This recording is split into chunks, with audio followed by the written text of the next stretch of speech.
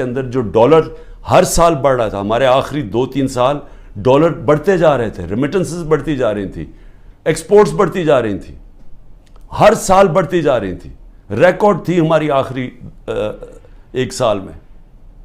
وہ صرف جو ریمیٹنسز میں کمی ہوئی ہے اور جو ایکسپورٹس میں کمی ہوئی ہے وہ 7.1 ارب ڈالر ہوا ہے. ہم IMF سے 7 ارب ڈالر کا قرضہ مانگ رہے ہیں.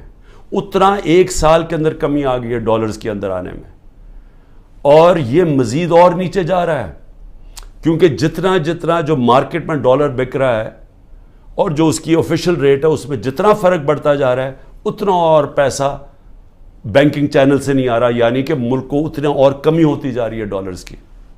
اور جس طرح ہماری انڈسٹری بند ہوتی جا رہی ہے، ڈی انڈسٹریلائز ہو رہا ہے، آگے بے روزگاری بھی بڑھتی جا رہی ہے اور ہمارا ٹیکس بھی کم ہوتا جا رہا ہے، اور آگے جا کے جو ہمارا ایکسپورٹس جو ڈالرز آنے ہیں وہ مزید اور کم ہوتے جا رہے ہیں. تو ملک میں امید کیوں جا رہی ہے لوگوں کی؟ کیونکہ ان کے پاس اب کوئی راستہ ہی نہیں ہے اس کو چینج کرنے کا. جو کوئی بھی روڈ میپ ہوتا ہے کہ ہاں یہ کرائسس آ گیا، اسے نکلنا کیسے ہے، سامنے تو ان کے پاس کوئی روڈ میپ ہی نہیں ہے. اوپر سے IMF کے ساتھ سمجھوتا نہیں ہوا. اب یہ بھی سمجھ لیں کہ IMF کے ساتھ سمجھوتے کا کیا مطلب ہے کہ IMF کہ اب ہمارے پاس ہم نے آگے ادائی کرنی ہے ہماری جو قرضوں کے اوپر قسطیں ہیں ڈالرز کی، اب وہ ہمارے پاس ہے ہی نہیں، اور اگر ہم نے ڈالرز نہ دیے تو ڈیفالٹ کر جائے گا. ڈیفالٹ کر گیا تو بھی پاکستان کی تاریخ میں 38% مہنگائی ہے، تاریخ میں سب سے زیادہ. جو سارے مل کے بیٹھے ہوئے ہیں اپنی چوری بچانے جو آئے تھے، کیونکہ ان کا تو مقصد ہی صرف پیسہ بچانا ہے اپنا، لیکن جنہوں نے ملک کو بچانا ہے اور جن کے اوپر جن کا جینا مرنا اس ملک میں ہے، کیا ان کو نہیں نظر آ رہا یہ کیا ہو رہا ہے؟ اور یہ جو حربے استعمال کیے جا رہے ہیں، میں اب آگے یہ بھی سوال پوچھوں، کبھی تو ایک ہی پلان نظر آ رہا ہے. پلان یہ ہے کہ عمران خان کو راستہ کیسے روکنا اقتدار میں آنے سے، یہ بس پلان ہے. سارے اداروں کو لگایا ہوا ہے کہ عمران خان کو فیل کیسے کرنا ہے. سارے، چاہے FIA، نیب، اینٹی کرپشن، وہ جو FBR، یعنی اپنی ایجنسیز، بس پولیس، مقصد کیا ہے جی کہ کسی طرح عمران خان کا راستہ روکنے کے لیے ظلم کرو لوگوں کو. جو عمران خان کے رشتہ دار ہوں، چاہے وہ ہماری پارٹی کے اندر لوگ ہوں، ٹکٹ ہولڈرز ہوں، ٹکٹ ہولڈرز کے رشتہ دار ہوں، سب کے اوپر ایک ظلم کا نظام شروع ہوا ہے.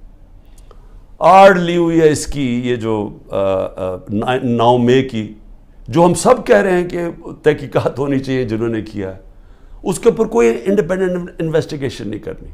وہ خود ہی فیصلہ کر لیا ہے، پہلے سے پلان ہوا تھا کہ جناب یہ آپ نے یہ کرنا ہے، یہ 4-5 جگہ آگ لگے گی اور اس کے آڑ میں لے کے تحریک انصاف کے پیچھے اور عمران خان کو غدار کہہ دو. تو خیر سختی تو پہلے سے شروع ہوئی تھی، یہ تو پہلی دفعہ تو نہیں، یہ تو 25 مئی پچھلے سال سے ہمارے اوپر سختیاں شروع ہوئی تھیں. لیکن ایک اور لیول کی سختی شروع ہو گئی ہے. لوگوں کے گھروں میں گھستے ہیں، یعنی چلیں گھر توڑ دیا، چلیں لوگوں کو جیلوں میں ڈال دیا، چلیں یہ بھی ٹھیک، لیکن گھر کی عورتوں سے جو ہو رہا ہے، مجھے ابھی تک بچوں سے جو ہو رہا ہے، میں تو ابھی تک یہ میرے ذہن میں یہ پوری طرح چیز اس کی کوئی مجھے سمجھ ہی نہیں آ رہی. میں اس کو سمجھنے کی کوشش کر رہا ہوں کہ یہ کون سا ذہن ہے جو یہ کر رہا ہے کہ لوگوں کے بچوں کے اوپر، اسکول کے بچوں کے اوپر ان کی دھمکیاں دیتے ہیں، عورتوں کے اوپر.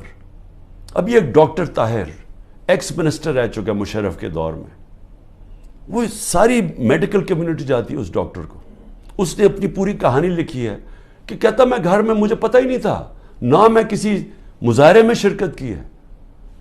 گھر میں آئے، مجھے اٹھایا، گھر میں توڑ پھوڑ کی، بیوی کو بٹ مارے، بندوق کے بٹ مارے بیوی کو، اس کو جا کے چکی میں ڈال دیا، جو کہ وہ سزائے موت والے قیدیوں کو ڈالتے ہیں. وہ اب اس کے 2 مریض تھے, ایک مرگی کی مریض تھی, ایک اس کو سٹروک ہو چکی تھی. وہ ڈاکٹر تھا, 10 دن اس کو وہاں بند کر دیا. یعنی کوئی اس میں یعنی ایسے کوئی حیوانوں کے آرڈرز دیے ہوئے ہیں کہ جو ملے اس کو پکڑ کے یہ ظلم شروع کر دو اس کے اوپر. لیکن عورتوں کے اوپر اس کی بیویوں کو بٹ مارے.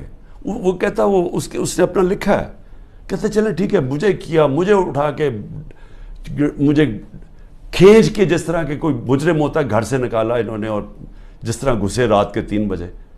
لیکن وہ بیوی کو بٹ مارنا, اس کے زخم کیے ہوئے ہیں. اور اسی طرح سارے یہ کہانیاں آتی ہیں کہ گھروں میں بیویوں عورتوں سے, عثمان ڈار کی والدہ سے بدتمیزی, اس کو دھکے دے رہے ہیں. یعنی یہ ہمارا دین تو خیر یعنی وہ نبی صلی اللہ علیہ وسلم نے وہ ہدایتیں کی ہوئی تھیں کہ مخالفوں کے خلاف جنگ کے دوران, وہ بھی جنگ مخالف کے دوران, مخالف کے ساتھ نہ ان کی عورتوں کو کچھ ہاتھ لگانا ہے, نہ ان کے بوڑھوں کو, نہ ان کے بچوں کو. یہ ہدایت تھی جنگ کے دوران. تو یہاں تو اپنے لوگوں سے کیا جا رہا ہے. ہم پڑھتے تھے یہ اخباروں میں کہ جی مقبوضہ کشمیر میں اس طرح گھروں میں گھستی ہے ہندوستان کی فوج. فلسطینیوں سے سنتے تھے, لیکن وہاں بھی عورتیں بچوں سے اتنا نہیں ہم نے سنا جو اب ہو رہا ہے. تو اس سے کیا یعنی اس سے حاصل کیا ہوگا؟ یہ جو ظلم کر رہے ہیں لوگوں کے گھروں میں, گھر توڑ رہے ہیں, بزنسز بند کر رہے ہیں, آگے بے روزگاری ہے, لوگوں کی بزنسز بند کر رہے ہیں, وہ لوگ بے روزگار. اچھا پھر نوکروں کو اٹھا کے لے جاتے ہیں. مجھے ابھی یہ نہیں سمجھ آئی, وہ بیچارے نوکر جو اپنی بیوی بچوں کا پیٹ پال رہے ہیں ان کو اٹھا کے لے جاتے ہیں اور ان کو مارتے ہیں, ان کے اوپر ظلم کرتے ہیں. میری بہن کا نوکر 20-25 سال سے ہمارا ہوتا تھا یہاں زمان پاک میں, رحیم خنسامہ جو تھا, اس کو میری بہن کے گھر آ کے اس کو اٹھا کے لے گئے, اس کے ڈرائیور کو بھی, لیکن اس کو انہوں نے ایسا بند کمرے میں رکھا, پتہ نہیں ابھی تک وہ وینٹیلیٹر سے اترا یا نہیں. 3 ہفتے وہ وینٹیلیٹر پہ رہا ہے. 3 ہفتے وہ اپنی زندگی موت کی جنگ لڑتا رہا. تو غریبوں سے بھی ظلم. لیکن آگے میں صرف اب آگے پوچھتا ہوں کہ مجھے کیا نقصان پہنچا رہے ہیں. مجھے میری بہنوں کے اوپر اور بھی رشتہ داروں کے اوپر انہوں نے کیا ہے, یہ اسی طرح کی سختی کی ہے. سب بیٹھے ہم سہ رہے ہیں سب. میرے گھر ابھی تک سیکیورٹی کا جو چیف تھا وہ ابھی تک غائب ہوا ہے, اس کو اٹھا کے لے گئے. یہاں سے وہ آئے بچے بیچارے سوشل میڈیا کے پرسوں, ان کو پکڑ کے لے گئے. وکیل میرا آیا جو اس کا کوئی تعلق ہی پارٹی سے نہیں تھا, وہ اور اس کے ڈرائیور کو اغوا کر کے لے گئے. وہ رات تک اس کو رکھا. تو کیا میں اس سے ڈر جاؤں گا یا پیچھے ہٹ جاؤں گا؟ کیا مجھے اس سے یہ جو کیسز ہیں, قتل کا کیس میرے اوپر کر دیا, میری بہن کے اوپر کیس کیا ہوا ہے اینٹی کرپشن نے, 6 ارب کی زمین لیا میں لیا اس نے جب میں پرائم منسٹر تھا. یعنی ایسے ڈفر ہیں لوگ. میں واقعی یہ ڈفر ہی ہوں گے. وہ اینٹی کرپشن سے کیس کروایا, وہ اس نے چیک سے پیسے دیے تھے, اور پیسے کتنے تھے؟ 6 کروڑ کی زمین تھی, 75 لاکھ اوپر ٹیکس دیا ہوا ہے.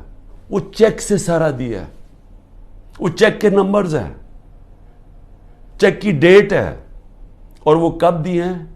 وہ میری بہن نے وہ کب یہ پراپرٹی خریدی؟ جب حمزہ شریف پنجاب کا چیف منسٹر تھا, میں پرائم منسٹر ہی نہیں تھا تب. تو اب سوچ لیں کہ یہ کس سطح کے اوپر پہنچ گئے کہ 160 کیسز ہو گئے میرے پر. کیا میں پیچھے ہٹ گیا ہوں؟ کیا میں پیچھے ہٹ جاؤں گا؟ میں تیار بیٹھا ہوں. مجھے پورا پتا ہے کہ انہوں نے جیل کا پلان بنایا, میں تیار ہوں جیل کے لیے. لیکن اس سے کیا ہوگا؟ جب میں جیل چلا جاؤں گا, ڈسکوالیفائی کر دیں گے مجھے. اتنے کیسز ہیں, کبھی بھی کر سکتے ہیں. اس سے کیا ہوگا؟ یہ میری آج بات یاد رکھ لیں, کیونکہ آپ کو پولیٹکس کی سمجھ نہیں ہے. یہ پولیٹیکل انجینئرنگ بار بار فیل ہو چکی ہے. یہ جو آپ کرنے جا رہے ہیں, میری ذرا سن لیں بات.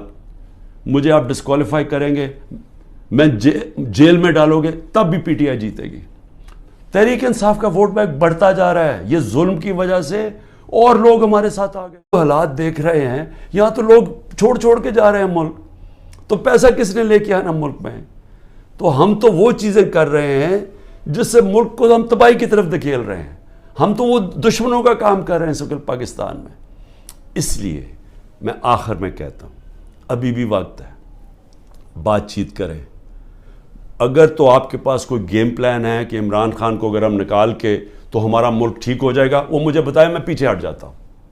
لیکن اگر گیم پلان صرف یہ ہے کہ عمران خان راستے سے ہٹ جائے کیونکہ یہاں لوگوں کو اپنی ذاتی فائدے نظر آ رہے ہیں, لوگ اپنے این آر او مل جائے گا لوگوں کو, یا لوگوں کو اپنی پوزیشنز کی فکر پڑی ہوئی ہے, اگر صرف اس لیے عمران خان کو ہٹانا ہے تو عمران خان تو راستے سے نہیں ہٹے گا. عمران خان بیٹھا ہے یہاں, جو کرنا کرو.